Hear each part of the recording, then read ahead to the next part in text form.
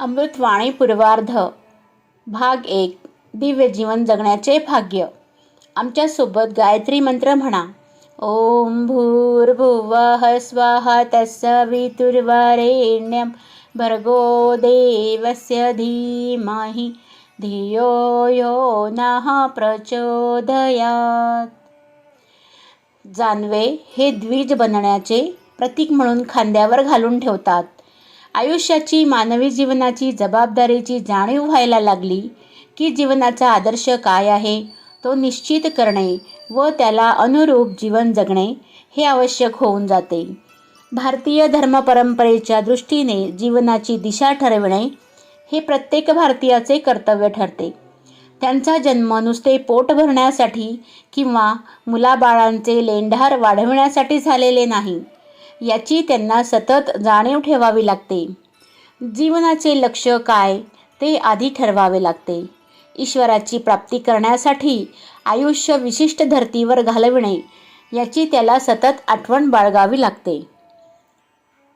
मुलगा लहानाचा मोठा झाला, त्याला थोडेफार कळायला लागले की त्याच्या खांद्यावर हे स्मृतिचिन्ह घालून ठेवणे ही आपली संस्काराची रीत आहे.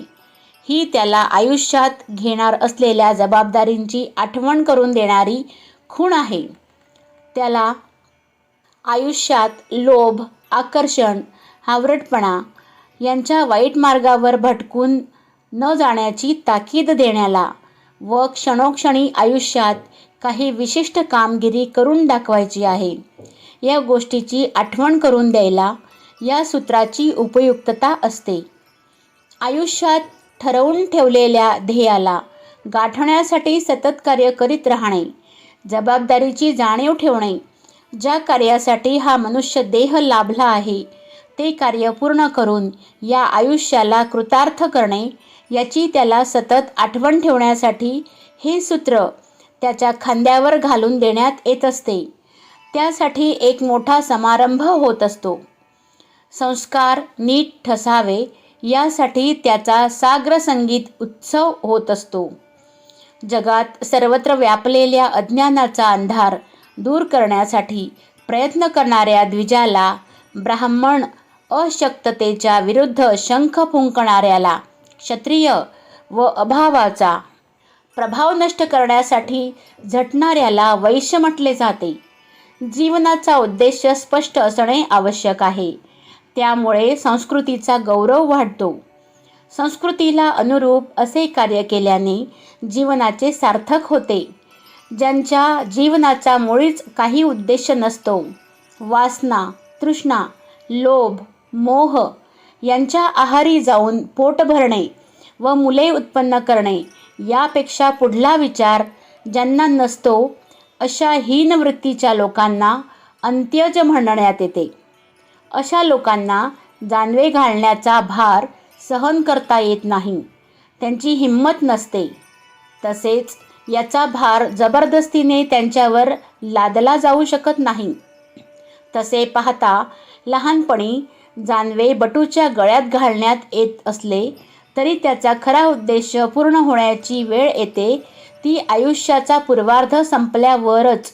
ब्रह्मचर्याश्रमात व गृहस्थाश्रमात उच्च जीवनाचा दृष्टिकोन सांभाळणे, त्याचा अंगीकार करणे व त्या काळच्या जबाबदाऱ्या पार पाडणे, तसेच व्यक्ती निर्माण, कुटुंब निर्माण यासाठी योग्य ते कर्तव्य करीत राहणे आवश्यक असते. पण जीवनाचा प्रखर पुरुषार्थ करण्याचा काळ उत्तरार्धाचा असतो. हे कार्य परमार्थ साधन करण्याचे होय. शरीर व मन जेव्हा कुटुंबाच्या जबाबदारीतून बाहेर पडते व लोकांचे कल्याण करण्याच्या दृष्टीने विश्वमानवाची सेवा करण्याच्या उद्देशाने व्यक्ती जेव्हा पुण्यकार्याला लागते, पूर्णपणे तयार होऊन हेच जीवनाचे मुख्य कार्य मानून त्या मार्गावर चालू लागते, तेव्हाच जीवनाचे खरे सार्थक होऊ लागते. इतरांसाठी आदर्श म्हणून ती व्यक्ती स्वतःचे उदाहरण पुढे ठेवू शकते. जानवे घालण्याच्या वेळी परमार्थाचे कार्य करण्याची प्रतिज्ञा घेण्याच्या वेळी द्विजत्व प्राप्त होत असले तरी आयुष्याच्या अर्ध्या काळापर्यंत त्याचे रूप लहानशा रोपट्यासारखेच राहते. वानप्रस्थ आश्रम सुरू झाल्यावर मात्र त्याचा वृक्ष बनतो. त्याला फुले फळे लागतात. जीवनाचे व्यावहारिक स्वरूप याच वेळी प्रत्यक्ष साकार होऊ शकते. प्रत्यक्ष कार्य दिसून येऊ लागते. जीवनाची प्रत्यक्ष मूर्ती साकार होऊ लागते. त्यासाठी योग्य ते सामर्थ्य या उतार वयात, या पिकलेल्या वयातच लाभते. निसर्गाने मनुष्याला जन्माला घातले ही प्रक्रिया सर्वसाधारण आहे. त्यासाठी माणसाला काही कर्तृत्व करावे लागत नाही. निसर्गाच्या नियमानुसार जन्म होतो, वय वाढते आणि वय झाले की तो मरतो. हा सामान्यपणे जीवनाचा अविरत वाहत असलेला प्रवाह आहे. या प्रवाहात कसे तरी वाहत जाणे यापेक्षा माणसाच्या हातात दुसरे काहीच करण्यासारखे नसते. त्याला कसल्या साहसाची, कसल्या शौर्याची, कसल्या विशेष प्रयत्नांची गरजच पडत नाही. सारे काही आपल्या रुळलेल्या मार्गाने चालत राहते. त्याचा एक नियम आहे. त्या प्रवाहाचा एक मार्ग आहे. त्या मार्गाने तो सहजासहजी वाहत जात असतो. पण जेव्हा माणसाला त्याच्या या प्रवाह पतित जीवनाचा कंटाळा येतो, त्याचे मनोबल जेव्हा उंच उठू लागते, कोलंट्या उड्या मारू लागते, सृष्टीने जन्माला घातलेल्या या पशुतुल्य जीवनाचा, प्रवाहाच्या दिशेने वाहत जात असलेल्या या निरर्थक आयुष्याचा त्याला तिटकारा येऊ लागतो. या पशुजीवनाला उलटवून त्याचे रूपांतरण करण्याचा जेव्हा त्याला ध्यास लागतो, आपल्या अनावर होऊ लागलेल्या भावनांना आवरून ठेवणे त्याला जड वाटू लागते. त्याची भावना जेव्हा प्रखर होऊ लागते, पशुयोनीचा त्याग करून तो मनुष्य योनीत प्रवेश करू लागतो व त्या मार्गात देव योनीकडे जाण्याचा प्रयास करायची जिद्द मनात साठवू लागतो, तेव्हा मात्र त्याच्या धैर्याची खरी परीक्षा होत असते. याच अवस्थेला वानप्रस्थ हे नाव आहे. या भावनेच्या उच्च साहसाच्या उर्मीला, या परमार्थाच्या धैर्ययुक्त कार्य करून दाखविण्याच्या पुरुषार्थाला वानप्रस्थ हे नाव आहे. हे खरे साहस दाखविण्याचे कार्यक्षेत्र आहे. जीवनाचे सार्थक करण्याचा हा काळ आहे. आपल्या इच्छेने आपल्या व्यक्तिमत्वाचे बलिदान करण्याचा हा काळ आहे. लोककल्याणाच्या कार्याला वाहून घेण्याची ही वेळ आहे.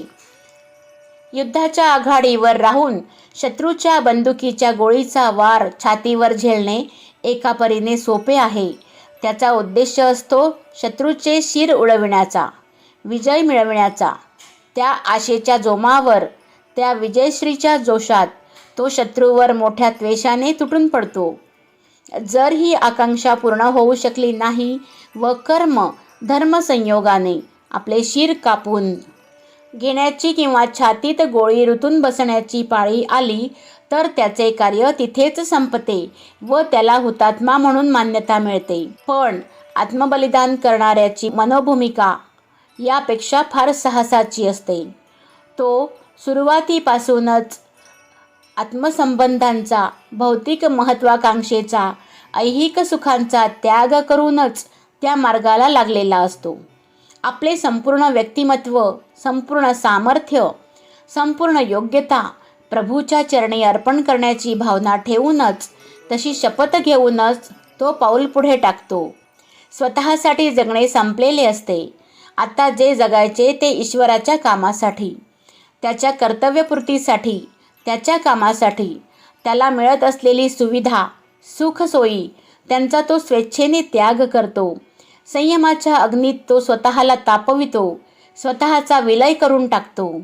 ज्याचा उपयोग घेण्यासारखे असते त्या सर्व वस्तूंचा मोह तो सोडून देतो. त्यापासून आपले मन वळवितो. आपण मिळविलेल्या यशाचा, वस्तूंचा, संग्रहाचा पूर्णपणे त्याग करतो. दुःखी मानवतेच्या सांत्वनासाठी तो स्वतःचे दुःख विसरून जाऊन स्थितप्रज्ञ बनून कामाला लागतो. तो परमहंस बनतो, अवधूत बनतो, लोकमांगल्याचे कार्य करू लागतो. हे वैराग्य अंगी बाणविणे, हे बलिदान करणे कुणा शेळपट आणि कंजूस वृत्ती असलेल्या माणसाचे काम नव्हे. त्यासाठी शूर, वीर व्यक्तीच पुढे येऊ शकते. ज्याच्या अंगी धैर्य आहे, साहस आहे आत्मविश्वास आहे व काटेरी मार्ग अनवाणी पायांनी तुडविण्याचा खंबीर निर्धार ज्याच्याजवळ आहे त्यांनीच हा मार्ग चोखाळावा. एऱ्या गबाळ्याचे काम नव्हे. हिंमत दाखवण्याचे, अनेक उंच बेभान कल्पना करण्याचे कामी अनेक वाचीवीर पुढे येताना दिसतात. पण प्रत्यक्ष अग्निपरीक्षेची घडी जेव्हा येते तेव्हा यापैकी किती जण शेपूट धरून पळायला लागतात हे कळून येते. काही मोजकेच लोक या साहसाच्या मार्गाने पुढे जायला उद्युक्त होतात. भारतीय धर्माची ही महान परंपरा आहे. आदर्श जीवनाची शपथ घेणाऱ्या प्रत्येक ब्रह्मचार्याने आपल्या आयुष्याच्या उत्तरार्धात हे अग्निदिव्य करून दाखविलेच पाहिजे. या परीक्षेतून पुढे जायलाच पाहिजे. सृष्टीच्या कृपेने एक देह मिळाला, एक जन्म मिळाला, पण दुसरा जन्म पुढे त्याने आपल्या साहसाने, पुरुषार्थाने घ्यायचा आहे. याच विद्येचे नाव आहे वानप्रस्थ. अखंड ज्योती मराठी, नोव्हेंबर 2008, पृष्ठसंख्या 28-29.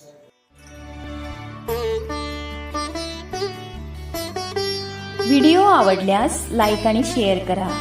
विचार क्रांती मराठी चॅनेलचे सदस्य होण्यासाठी सबस्क्राईब बटनवर क्लिक करा. आम्ही अपलोड केलेल्या व्हिडिओची सूचना प्राप्त करण्यासाठी बेल आयकॉनवर क्लिक करा.